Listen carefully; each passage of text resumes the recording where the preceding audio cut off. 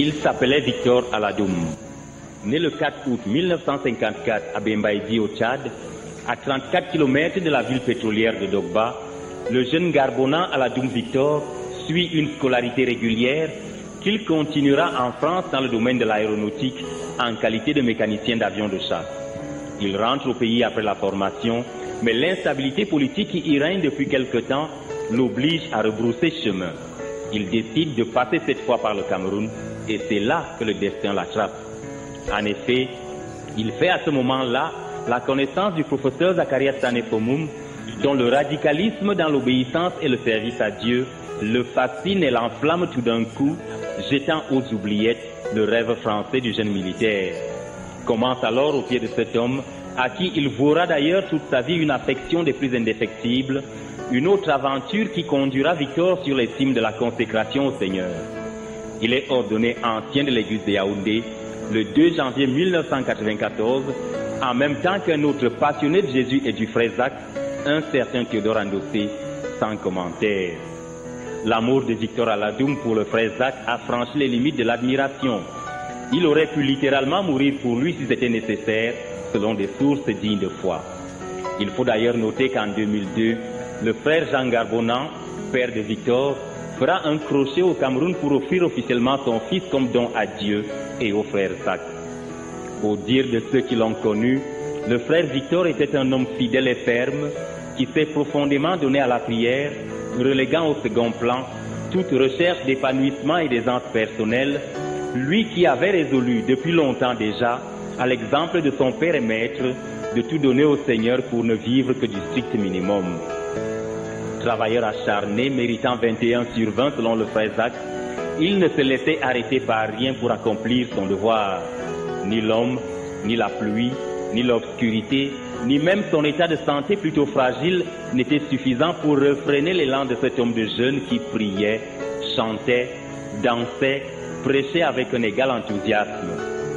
Pasteur de cœur, comme l'a si bien décrit un de ses disciples, cet implantateur d'église de maison savait se repentir en public comme en privé, avec profondeur et vérité. C'est sans doute là l'une des raisons pour lesquelles le livre La vraie repentance lui a été dédié. Humble, serviable et simple, il savait apprendre même des tout petits. Le 7 décembre 2009, Victor Aladoum reprend la route du Tchad pour renforcer l'équipe missionnaire, déterminé à gagner son pays natal à Christ et à y établir un centre de réveil pour la conquête du monde. Mais le Seigneur en décidera autrement. Le 10 janvier 2010, le soldat, au propre comme au figuré, s'éteint des suites d'une maladie à l'hôpital de Moundou, laissant dans les larmes, mais non sans espérance, une veuve et de nombreux, très nombreux disciples. J'ai combattu le bon combat, j'ai achevé la course, j'ai gardé la foi.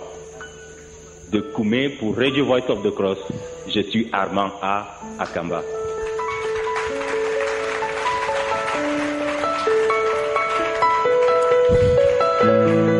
Gloire à Dieu. Avant de revenir à notre invité, avant de revenir à Pakunanga, notre invité, nous aimerons d'abord prendre 2 ou 3 réactions par rapport à cette biographie. Nous avons des pères ici, ils ont connu le pasteur Victor Aladoum. Nous allons, même en 1 minute, nous allons supplier Papa Joe de dire un mot. Il a connu l'homme au sujet de l'homme.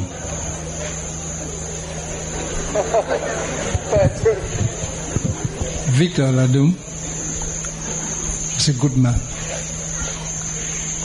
Just like we heard, committed. Knew Brother Jacques, could give his life for him. Not only for him, for God. I admired him. He told me when I was to go somewhere to go and work, he said, Joe Bison, don't go. I was to go on a mission. He said, don't go. The mission meant that I will not be here one day. He said, if I were in your place, I won't go. He was a man who was committed to his convictions. That's what I remember of him. And I still remember him to be the one who was turning the circle styling machine in Gospel House. Always there. a faithful man. Thank you very much. En face de moi, je vois le papa, non? Il a connu l'homme.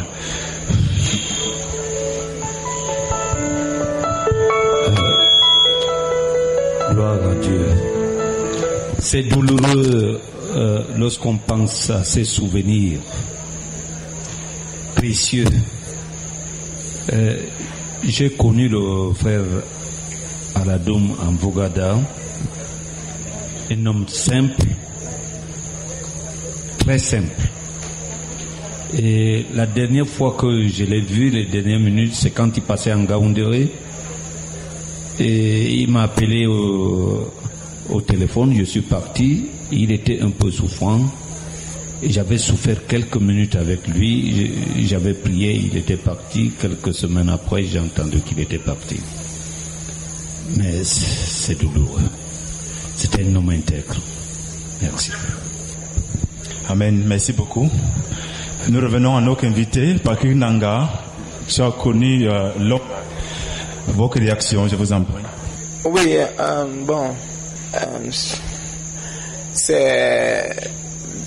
ce sont des personnes qu'on admirait beaucoup. On était jeunes, plus jeunes.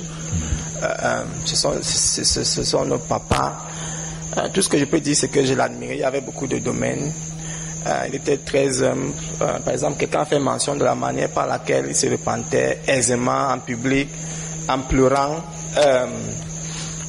Je crois que ce genre de choses, le Saint-Esprit travaille aussi en nous. Quand on était assis là, parfois on ne comprenait pas grand-chose. Tu t'imagines un homme en train de pleurer, peut-être à cause d'un message, d'une déclaration, d'une réprimande. Vraiment, tout ce que je peux dire, c'est qu'on les admirait beaucoup, frère Victor, et j'admirais sa passion vis-à-vis de Dieu, vis-à-vis du frère Zach. Merci. Merci beaucoup, Pakinanga. Et du coup, merci aussi d'avoir accepté notre micro, le micro de Radio Voice of the Cross cet après-midi. Amen. Alors,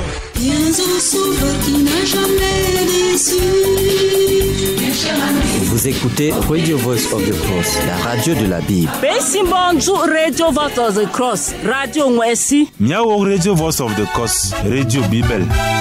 Listen to 97.5 FM and be blessed.